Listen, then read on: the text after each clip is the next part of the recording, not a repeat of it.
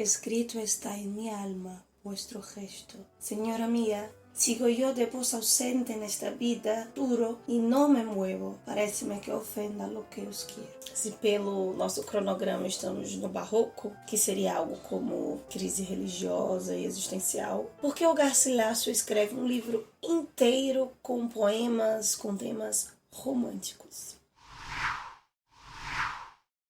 O que temos para hoje são José Dulcineias. Eu sou a Larissa Bertolino, você está no canal Uma Garota Quixotesca, onde nós tratamos de literatura, sempre partindo de temáticas, personagens, pressupostos que partam do nosso queridíssimo Dom Quixote de La Mancha. E mais especificamente, você se encontra na primeira resenha do mês de abril, nessa nossa caminhada, nessa viagem no tempo pela história da literatura espanhola. E hoje, depois de passar a Idade Média, o Renascimento, o período escriturístico, começamos o período mais importante da literatura espanhola, o Barroco. Esse período em que não só a Espanha, mas todo mundo estava em conflito. E talvez o marco mais importante para esse movimento de viés artístico, cultural, econômico, seja a data de 1517, quando Martinho Lutero dá o pontapé inicial para a reforma protestante. Com isso, a Igreja Católica, que além de ser uma religião, detinha o poder sociopolítico, acaba intensificando com o Índex, o Tribunal do Santo Ofício, a Santa Inquisição, a Contra-Reforma. Por essas tensões e conflitos que acabaram tocando todas as áreas, o Barroco acaba, de certa forma, sendo uma continuação do que foi visto no Renascimento, porém, essa tensão entre harmonia e dissonância é muito maior, possibilitando, então, o surgimento de textos, de temáticas, de formatos que o Renascimento ainda não tinha valorizado ou relendo algo já visto no Renascimento ou na Idade Média. E com esse mundo em tensão e conflito em todas as áreas, arte é representação. Como é que a gente faz para representar esse mundo, já que ele não está fixado em algo? Muitos artistas que abririam o Barroco ou que se consolidariam no Barroco se voltaram para os tratados de retórica da Era Clássica. Transformavam esses textos do grego em latim, grandes textos, assim como os protestantes, como os valdenses, por exemplo, faziam com a Bíblia. Parte desses artistas começavam a traduzir partes desses tratados de retóricas para a língua vulgar em pequenos pedacinhos de papel. Começou a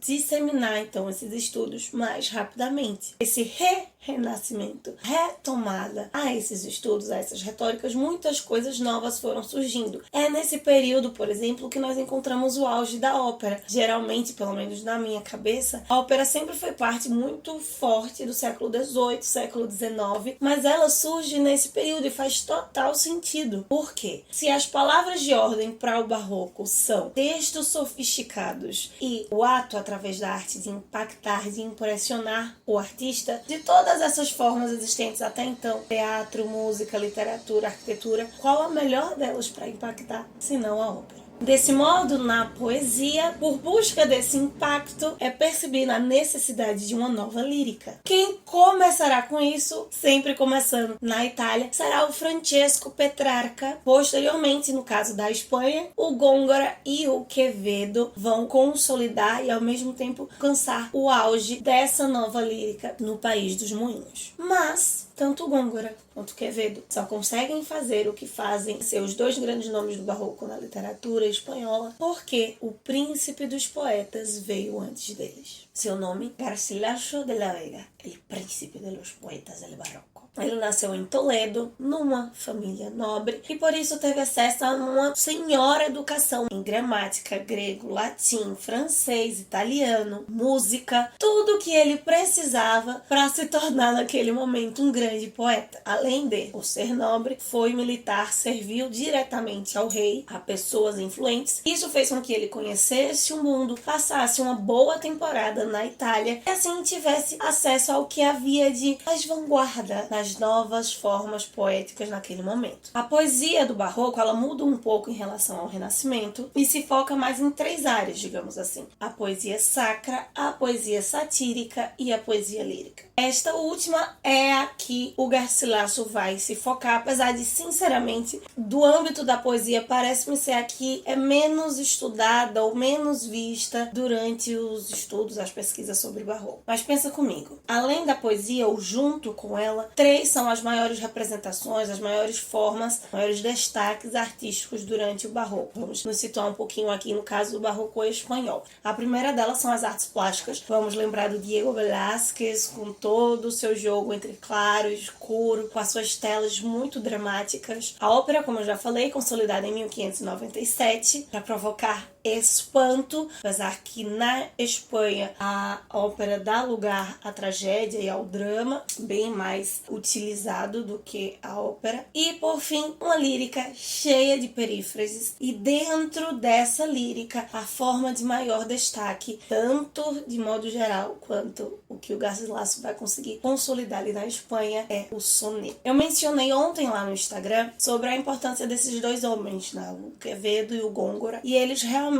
são imprescindíveis, mas o Garcilaso vai ser importante por vir antes deles e apresentar o soneto para a Espanha. Essa forma, que é a principal forma poética da poesia barroca, teria sido reformulada pelo italiano Francesco Petrarca. O soneto teoricamente já existiria, mas a forma como nós conhecemos hoje foi organizada, foi ajustada, a sua rima, a sua métrica, pelo Petrarca. Essa forma rígida, que acabou inspirando nomes como Camões, como Dante Alighieri, foi muito disseminada durante esse Renascimento e acabou sendo consolidada e trazida até hoje nesse formato. Um texto formado por 14 versos, sendo 2 quartetos, 2 tercetos. Todos esses versos são decassílabos, ou seja, com 10 sílabas poéticas, sendo os quartetos A, B, B, A e o terceto C, D, E, C, D, E, ou seja, como se constrói a rima, que por ser organizado por ele, ficou conhecido como soneto petrarquiano. O Garcilaso, em uma dessas suas explorações, pelo bom tempo que ele ficou em Nápoles e outras regiões da Itália, acabou trazendo essa forma de soneto para a Espanha, com direito a muito carpe diem. E seguiria durante todo o Barroco, o Renascimento, todo o siglo de ouro espanhol. Todos os sonetos do Garcilaso, assim como grandes dos autores que escreviam sonetos naquela época, não tem título, vão ter os nomes pela numeração, onde liricamente ele destacará, no caso do Garcilaso, o amor a uma dama, uma declaração de amor, de devoção à própria arte, ou tentativas de enfrentamento à finitude da vida. O amor, seja ele de origem divina, maternal, fraternal, como auxílio para enfrentar os desafios da vida. Alguns dos seus sonetos, apesar de serem escritos em castelhano, terão trechos específicos em italiano ou em latim, porque parte desses autores, mesmo com o soneto sendo extremamente fixo, auxiliados por essa estrutura que é extremamente fixa, nomes como Garcilaso de la Vega vão explorar esse rebuscamento minucioso do texto para valorizar essa estética. Mencionei no início o Góngora e o Quevedo como posterior ao Garcilaso, como os grandes nomes do soneto espanhol. E de fato, eles pegam aquilo que o Garcilaso traz, apresenta para a Espanha e acabam criando duas grandes vertentes dessa forma. Aqui eu vou explicar um rápido panorama disso na Espanha para a gente entender a importância do soneto do Garcilaso, mas que acaba sendo disseminado aqui, inclusive no Brasil. A primeira delas é o cultismo, popularmente chamado de jogo de palavras. É a maior contribuição de Góngora para o soneto espanhol. Ele, como uma pessoa fascinada pela mitologia, lança mão de diversos recursos linguísticos, como a metáfora, o paradoxo, a hipérbole, a antítese, as sinonímias, entre outros, para valorizar o texto, a gramática, a semântica do seu poema. Por outro lado, nós temos o conceptismo. Se o outro é chamado de jogo de palavras, o conceptismo era tido como jogo de ideias ou jogo de conceitos, porque se jogava, se brincava, se desenvolvia melhor as imagens criadas, as ideias apresentadas por esse texto, algo que foi extremamente usado por Quevedo. Tão usado que na Espanha o cultismo também é conhecido como quebedismo. É uma espécie de reflexão sobre a profundidade e a complexidade das imagens que são construídas no texto. E por isso, como é o caso do Quevedo, acaba sendo muito mais utilizado na prosa do que na poesia, porque o conceptismo vai valorizar o conteúdo, não necessariamente a forma. E os autores que usam esse tipo de formato se colocam como uma espécie de intelectual intelectual tentando seduzir o seu leitor pelas ideias.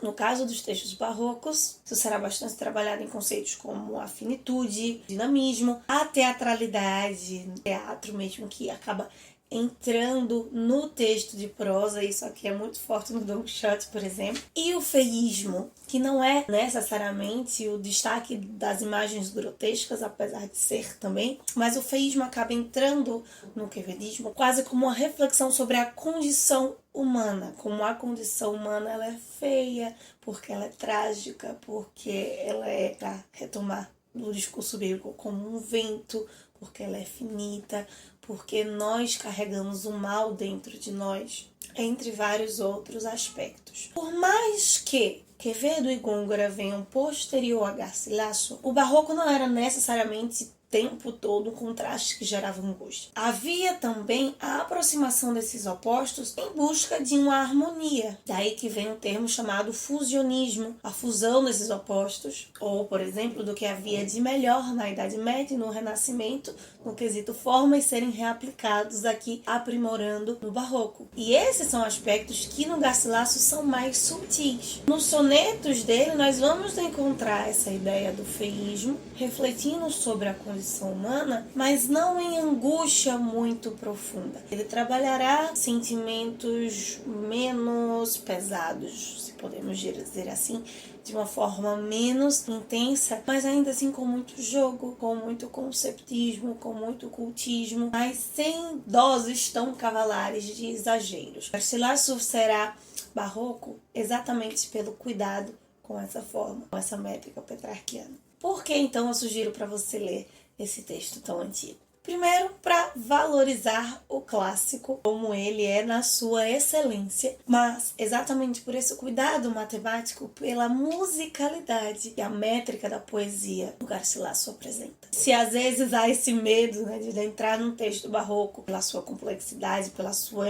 intensidade, pela profundidade das suas temáticas, nós conseguimos refletir com os sonetos do Garcilaso sobre a vida, tanto no aspecto coletivo quanto individual, de uma maneira mais, digamos, controlada, mais leve. É uma forma positiva de lidar com o feísmo, pensando nos sentimentos ruins que nós guardamos enquanto condição humana, de uma forma bela, de uma forma um pouco mais digna. Pela facilidade de formar imagens, de pintar os nossos pensamentos enquanto lemos o Garcilaso. E assim a gente, querendo ou não, consegue organizar melhor os nossos pensamentos. E isso tudo eu te incentivo com uma das frases dos sonetos do Garcilaso. E ele diz que eu não nasci sino para quereros. E não quereros, querer a vos, pessoa amada por ele, mas a própria arte. Se você quiser ler Garcilaso, você vai se deparar com temáticas variadas, com imagens variadas, mas o protagonista desse amor lírico que ele apresenta em cada um dos seus sonetos é a própria arte. E nesse mês de abril, onde nós comemoramos muitas datas literárias, inclusive literárias hispânicas, eu abro os trabalhos aqui desse mês justamente com esse texto, para nós valorizarmos a poesia todos os dias, mesmo em formas, às vezes, que nós desacostumamos a ler por serem clássicas demais, por estarem ali tão presentes e já termos visto tantas vezes. Então é isso, meus queridos cavaleiros andantes. Esta é a nossa sugestão dos sonetos do Garcilaso de la Vega. Para iniciar o barroco por aqui, vai vir muito texto barroco ainda esse mês. O rei do nosso barroco espanhol vai aparecer por aqui com o seu Quixote e outras obras, mas a mulher mais importante do barroco espanhol terá um vídeo aqui só para ela, entre várias outras coisas. Eu te espero aqui sexta-feira para nós conversarmos sobre a Páscoa. E enquanto isso, que possamos sair da biblioteca e ver muito além dos banhos de vento. Valeu!